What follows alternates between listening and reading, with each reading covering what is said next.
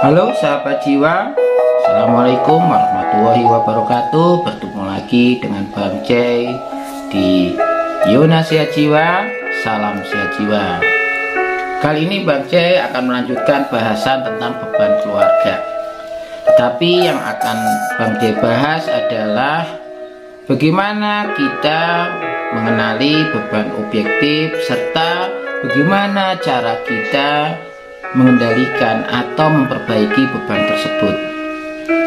Nah, karena apa? Karena jika beban keluarga secara objektif ini tidak dilakukan dengan baik, maka resikonya adalah dukungan emosional yang diberikan kepada ODGJ menjadi tidak maksimal atau tidak baik. Nah, kalau dukungan emosional ini tidak diberikan dengan baik, ya resikonya kambuh. Nah, itu kira-kira jangan lupa dilihat sampai akhir, jangan di skip. Jika ada manfaat silahkan share dan klik untuk tanda like-nya dan jangan lupa subscribe. Besarnya dampak yang ditimbulkan orang dengan gangguan jiwa atau ODGJ menyebabkan kemampuan dan beban keluarga dalam menyediakan sumber-sumber penyelesaian masalah semakin berat dan kompleks. Kompleksitas beban tersebut disebabkan hambatan pasien dalam melaksanakan peran sosial dan hambatan dalam pekerjaan. Kesulitan ODGJ atau orang dengan gangguan jiwa melaksanakan peran sosialnya di masyarakat dan hambatan dalam mencari pekerjaan, dalam melaksanakan pekerjaan menambah beban keluarga. Salah satu yang terdampak akibat hal ini adalah beban objektif. Beban objektif merupakan sesuatu yang berhubungan dengan masalah dan pengalaman anggota keluarga. Terbatasnya hubungan sosial dan aktivitas kerja, serta kesulitan finansial atau keuangan dan dampak negatif terhadap kesehatan fisik anggota keluarganya. Beban objektif yang dialami oleh keluarga dengan pasien gangguan jiwa berat terdiri dari 4 kategori. Beban dalam membantu kebutuhan dasar sehari-hari, makan, minum, perawatan diri, biaya perawatan sehari-hari termasuk berobat, kebutuhan pengobatan, tempat tinggal, dan penanganan saat kambuh. Beberapa kejadian orang dengan gangguan jiwa kambuh akan membawa dampak keuangan ketika harus dievakuasi atau dirawat kembali. Tidak cukup dengan bantuan keluarga, tetapi juga membutuhkan orang-orang di sekitarnya, termasuk kadang-kadang butuh bantuan polisi untuk membawa ke rumah sakit. Nah, tentu ini menambah pengeluaran tersendiri. Nah, ini yang dimaksud dengan beban objektif ketika menangani ODGJ saat kambuh. Maka sejatinya mencegah kambuh itu sangat jauh lebih penting untuk mengatasi beban objektif ini. Kebutuhan dasar yang harus dipenuhi keluarga pada anggota keluarga yang mengalami gangguan jiwa berat secara umum: makan, minum, pemenuhan alat mandi, pakaian, membersihkan kotoran dan air kencing. Ketika ODGJ sulit disembuhkan atau tidak dilakukan pengobatan secara baik, sudah tentu tingkat ketergantungan ODGJ terhadap keluarga sangat tinggi, sehingga tentu akan menambah beban pekerjaan bagi keluarga karena harus membersihkan ruangan tempat tinggal ODGJ. Maka melatih ODGJ untuk mandiri, untuk melakukan perawatan dirinya itu akan jauh lebih baik, akan menurunkan beban objektif dibandingkan hanya dengan membiarkan saja. maka pengobatan ODGJ yang baik, yang berkualitas, yang konsisten akan membantu memandirikan ODGJ paling tidak dalam merawat diri dan melakukan aktivitas hariannya, sehingga tidak memerlukan waktu bagi keluarga untuk membantu. Untuk mengatasi beban objektif keluarga ketika merawat ODGJ atau orang dengan gangguan jiwa, ada beberapa hal yang perlu dilakukan. Yang pertama, pastikan ODGJ minum obat.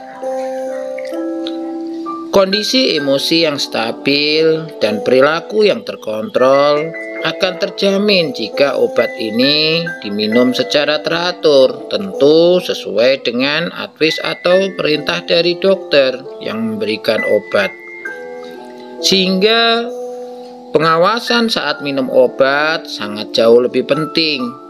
Tentu tidak bisa dibiarkan minum obat yang dilakukan ODGJ dilakukan sendiri. Walaupun obat itu dipegang oleh ODGJ, ya keluarga harus mengingatkan kembali atau mengecek, memastikan apakah obat benar-benar diminum atau tidak. Sehingga membutuhkan pengawasan yang jauh lebih kecil kalau kondisi emosinya stabil dan perilakunya terkontrol. Bahkan lebih mandiri dalam melakukan perawatan diri, karena dengan minum obat teratur akan bisa fokus, konsentrasi, dan mampu mengingat ketika harus melakukan perawatan diri. Tentu yang lebih penting lagi adalah resiko mengamuk atau merusak alat rumah tangga akan jauh lebih kecil. Yang kedua, tetap berusaha bekerja semampunya dan seadanya. Kondisi kesehatan ODGJ yang stabil akan memungkinkan keluarga lebih sedikit waktu untuk membantu ODGJ dan memberikan pengawasan, sehingga akan jauh lebih banyak waktu dan konsentrasi untuk bekerja untuk mencari penghasilan yang tentu dibutuhkan untuk membantu atau menopang kebutuhan dari ODGJ. Nah, ketika keluarga sebagai caregiver bisa merawat dengan baik, maka ketergantungan ODGJ juga semakin kecil, sehingga keluarga bisa bekerja dengan baik, dengan konsentrasi. 3. Sisakan kekayaan atau kepunyaan yang dialami yang masih dipunyai dan berusaha untuk menghemat. Jika perlu, menabung. Ketika ODGJ kambuh, secara otomatis perlu biaya untuk membawa ke rumah sakit. Tidak jarang harus minta bantuan orang lain. Hal ini memerlukan biaya untuk transportasi, bahkan tip buat yang membantu mengevakuasi pasien atau membawa pasien. Walaupun biaya berobat gratis karena menggunakan jaminan BPJS, tetapi saat membawa ke RS kan tidak gratis. Keluarga perlu menyisihkan anggaran untuk ini. Tidak hanya itu, ketika ODGJ sudah stabil dan perlu melakukan rehabilitasi untuk bisa bekerja, mungkin perlu biaya untuk membayar biaya pelatihan atau modal kerja. 4. Pastikan mempunyai BPJS. ODGJ memerlukan pengobatan waktu lebih lama untuk menjalani pengobatan, dan ini perlu dilakukan rawat jalan secara teratur.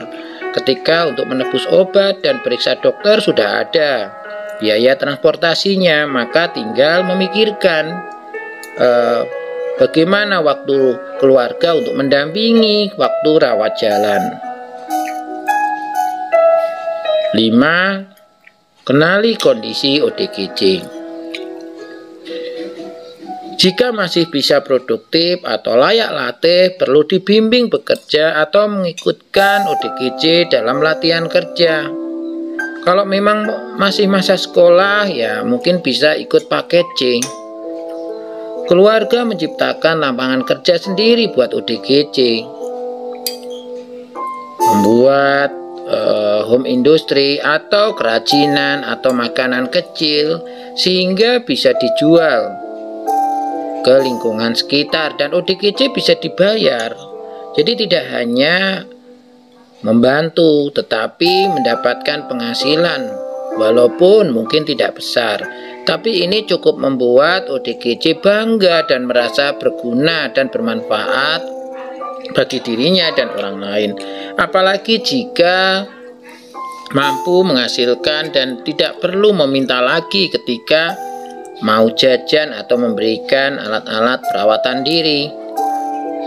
Nah, tentu ketika ODGJ dikenali kondisinya, walaupun ODGJ ini mungkin akan sulit untuk dikembalikan ke fungsi semula atau menjalani pemulihan yang optimal, paling enggak keluarga sudah tahu dan menyiapkan diri untuk menghadapi beban keluarga, terutama beban objektif yang dihadapinya. Dan tentu tidak gampang cemas, khawatir, atau putus asa ketika merawat dan menghadapi ODGJ. Nah, ketika keluarga bisa menurunkan atau mengurangi atau bahkan menghilangkan beban objektif ini, sudah dipastikan keluarga akan rileks atau enjoy ketika merawat ODGJ untuk membantu proses kesembuhannya. Selamat mencoba.